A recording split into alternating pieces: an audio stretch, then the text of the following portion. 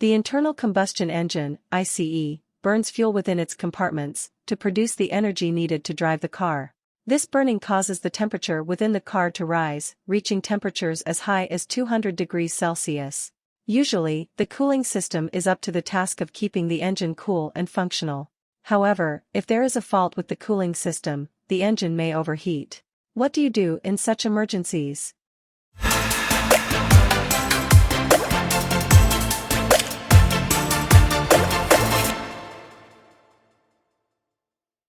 Wait, are you subscribed to this channel yet?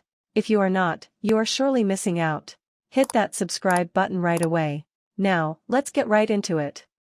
The actions you take when your car begins to overheat could determine if all you have to replace is your cooling fluid and a thermostat, or you would be spending a lot more on repairs. Here are 5 actions to take when your car overheats to limit the extent of the damage. Turn on the heater.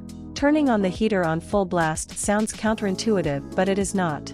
The car heating system channels some of the heat from the engine compartment into the cabin area of the car. Turning on the heater when the car is overheating can channel some of that heat into the cabin, allowing the engine to cool down faster.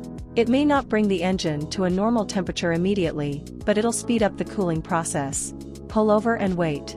Your best bet to minimize damages when your car overheats is to come to a stop within the safest distance possible and shut off your engine. Shutting off your engine stops the burning of fuel, preventing more heat from being produced. It leaves you to manage the heat already in the system. Wait for the engine to cool down, and if steam is coming out of the bonnet, wait until it stops, before opening it. It may take about 30 minutes to get cool enough, just wait for it, to avoid burns trying to open the bonnet. Check out for leaks. When the bonnet is cool enough to be touched, open it up and check for signs of leaks in the radiator coolant. If you locate a leak, having a makeshift plug for it can give you a little more driving distance to visit the mechanic. If you can't find any leaks, you would have to pay more attention to the temperature gauge when driving subsequently till it is fixed. Replace your coolant. When the car is cool enough, open the radiator cap and pour in your coolant. The radiator coolant is a 50-50 mix of water and antifreeze. After the radiator is filled up, ensure you pour some into the reservoir. After this, you can drive the car out, but ensure you pay attention to the temperature gauge subsequently. Visit a workshop. Once you have filled up your radiator with coolant, your best bet is to go straight to a workshop to get it checked and fixed.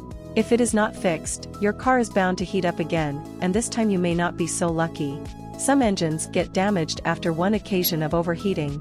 Overheating can be caused by several reasons, and is prevalent during summer because of higher temperatures.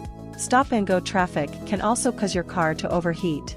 Whenever you are in a condition where your car is overheating, carry out the above-named steps and you can carry on with your daily activities.